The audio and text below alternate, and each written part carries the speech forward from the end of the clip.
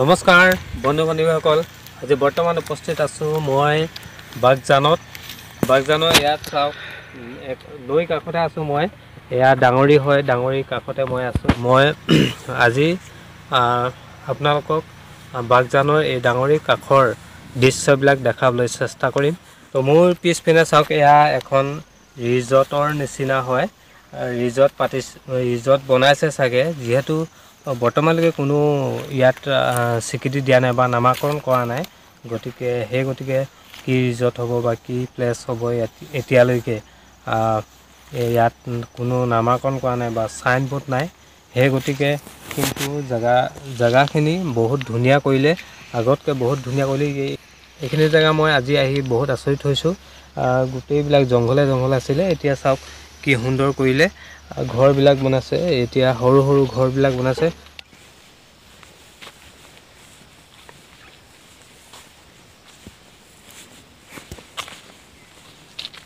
এয়া এটা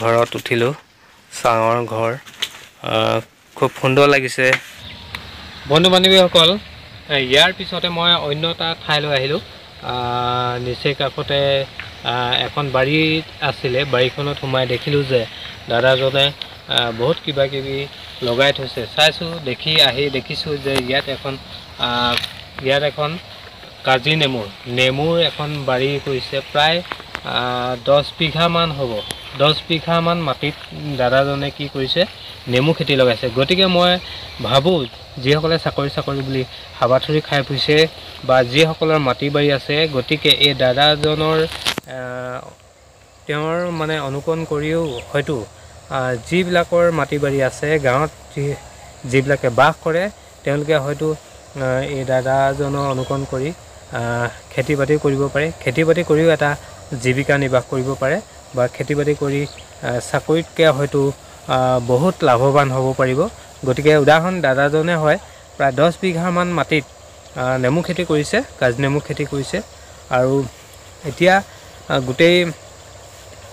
গোটেই আমাৰ অসমতে এতিয়া কাজি নেমুটো ৰাষ্ট্ৰীয় ফল হিচাপে ঘোষণা কৰিছে যিহেতু নেমুৰ এতিয়া ছিজন নহয় গতিকে নেমুৰ বেছিকৈ লাগি থকা দেখাব নোৱাৰিম দুই এটা লাগি আছে যিহেতু ছিজন নহয় সেইকাৰণে নেমুৰ কিমান লাগে বা কিমান ইয়াত উৎপাদন হয় সেইটো ক'ব নোৱাৰিম গতিকে দাদাজনো নাই তেওঁক সুধিবলৈ সেইকাৰণে ইয়াত নেমু কিমান উৎপাদন হৈছে সেইটো আমি নাজানো কিন্তু উৎপাদনটো হৈছে বুলি জানো কিমান হ'ব সেইটোহে গম পোৱা নাই যিহেতু ছিজন নহয় অফ ছিজন হয় ছিজনত হয়তো আমি আহিলে আকৌ পুনৰ এই নেমু বাৰীখন দেখাম কিমান উৎপাদন হয় কিমান লাভৱান হয় দাদাজনৰ পৰা সুধিম যে কিমান তেওঁ ইয়াৰ পৰা লাভৱান হৈছে নেমু খেতি কৰি কিমান লাভ হৈছে গোটেইখিনি দেখাম ছিজনত আমি আকৌ আহিম ইয়ালৈ আৰু মই কৈছোঁৱে যে খেতিত বহুত লাভ আছে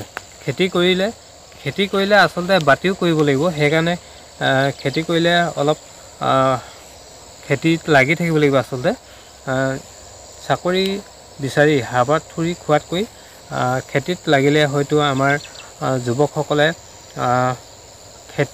চাকৰিত যিটো পাৰিতোষিক পাব সেইটো খেতিত হয়তো তাৰ 2 গুণ 3 গুণ হৈ যাব বছৰেকত সেইটো হিচাপত মই ভাবোঁ যে যদি আমাৰ গাঁৱত মাটি বাৰী আছে গতিকে খেতি কৰিব লাগে খেতি কৰি নিজৰ জীৱিকা অতিবাহিত কৰিব পাৰিব বা খেতি বাতি কৰি হয়তো নিজৰ লাইফটো এনজয় কৰিব পাৰিব গতিকে মই এটা উদাহৰণহে দিছোঁ মাত্ৰ এই দাদাজনৰ পৰা গতিকে নেমু খেতিৰ আজি গোটেই পৰিৱেশটো মই অকণমান দেখাবলৈ অনুৰোধ জনাম কেমেৰামেনক গোটেই গছখিনিত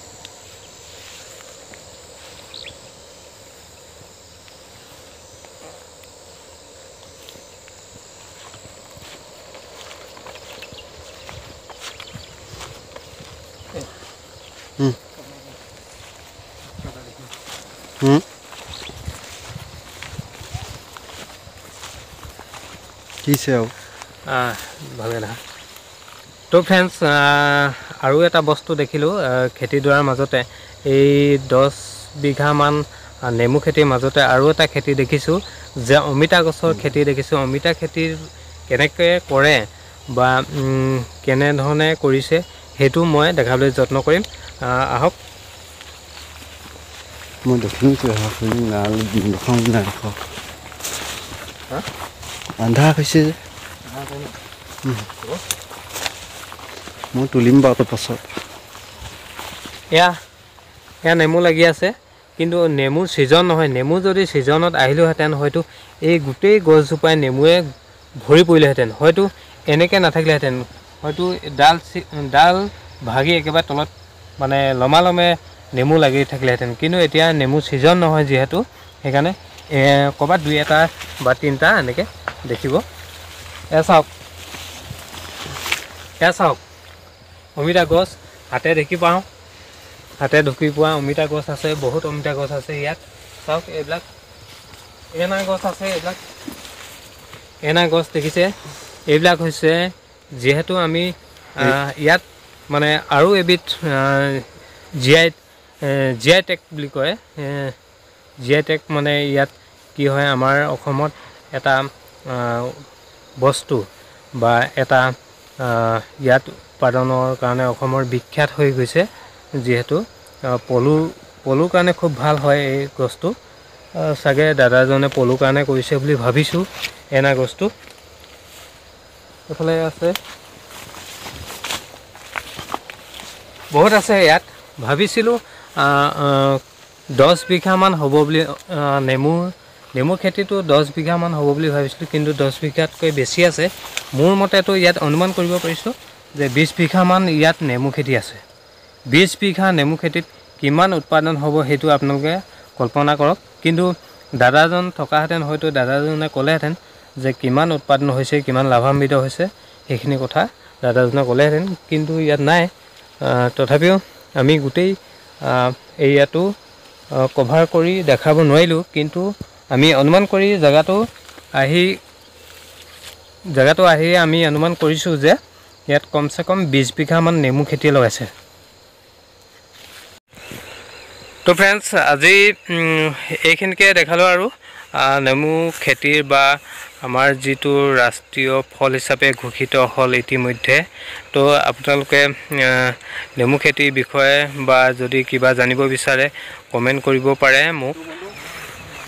তো বন্ধুসকল, আজি নেমু খেতিৰ বিষয়ে মই আপোনালোকক অলপ দেখালোঁ। আপোনালোকে যদি ভাল পায় ভিডিঅ'টো লাইক শ্বেয়াৰ কৰিবলৈ নাপাহৰিব।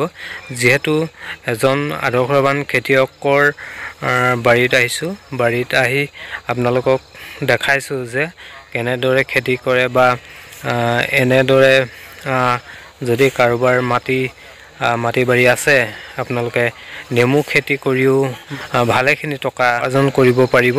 সেই গতিকে মই আজি নেমু খেতিৰ বিষয়ে বা নেমু খেতি পৰাও যে লাভৱান হ'ব পাৰি সেই বিষয়ে মই আপোনালোকক অৱগত কৰিলোঁ। গতিকে আজি আৰু বেছি নেদেখাওঁ, গতিকে যিহেতু আন্ধাৰ হৈ আহিছে। আৰু পৰৱৰ্তী পৰ্যায়ত মই আপোনালোকক আৰু যিটো ছিজন হ'ব, নেমুৰ ছিজন হ'ব, নেমুৰ ছিজনত মই পুনৰ দেখাবলৈ আপোনালোকক আহিম। গতিকে আজিলৈ ইয়াতে সামৰণি মাৰিছোঁ। ধন্যবাদ।